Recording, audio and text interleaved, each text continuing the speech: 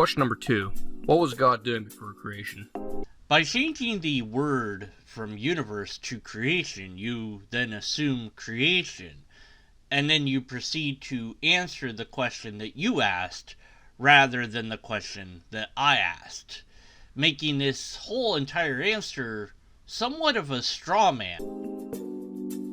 God was timeless and in the Trinity before he created the universe. How do you know that? And what does that mean? How does that work? What are they doing? They're just existing? The Trinity shows the fellowship of the Son, the Father, and the Holy Spirit.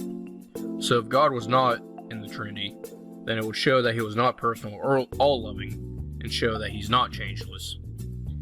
Since there would be a time before time was created that God was not personal or loving, hence God would not be changeless. So God was just hanging out, being itself, talking to itself, with itself, all the time. Because that's what it was, forever. Just hanging out, chilling, being itself, existing. That's it. When God created the universe, he became temporal since he dwells in the time based on his omnipresence. God will exist throughout all times. Why did that happen? And how did that happen? And more importantly, how do you know any of this? You're just asserting things. You're not explaining how you know any of this. You're just saying that this is what's going on. God became temporal? I've been told many times by other apologists that God is timeless. Which is it? Is it both? In the Christian worldview, however, God became man to dwell with mankind to restore the creation that he created, based on the fall of Adam and the lineage of David all the way up to the incarnation of Christ, through the virgin birth of Mary. This is completely and wholly irrelevant to the topic at hand, answering what God was doing before the universe, not after the universe. So, on that note, if you have questions of whether a personal God can be timeless, like the Trinity, then an article on divine personhood and time will be in the description by William Lane Craig.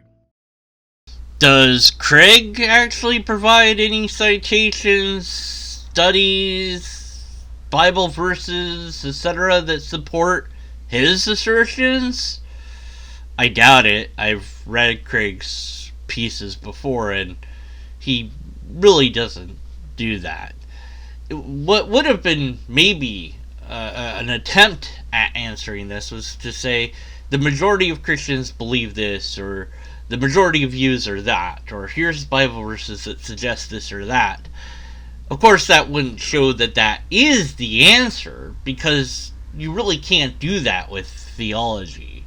You could only say what most people agree with at best, but of course doing that would have taken effort, and we're not going to put effort into a question that's important. I mean, why would we? We just assert that God was God before the universe, and that God was just hanging out with itself forever. Just being God, which, as we learned last time, is made out of nothing. So nothing was hanging out with itself forever before the universe was made. And that's it. That concludes his answer to this question. He provided no citations, no documentations, no empirical evidence, no repeatable tests, no biblical passages to support the views, which makes him a false prophet under Christian doctrine. No anything other than, hey, go look at William Lane Craig's page that answers a completely irrelevant question to the topic at hand, which is what God was supposedly doing before the universe. Now, if he had cited Craig's answer on what God was doing before the universe, at least that would have been on topic, but to include this irrelevancy is just baffling. I look forward to more non-answers as this series continues.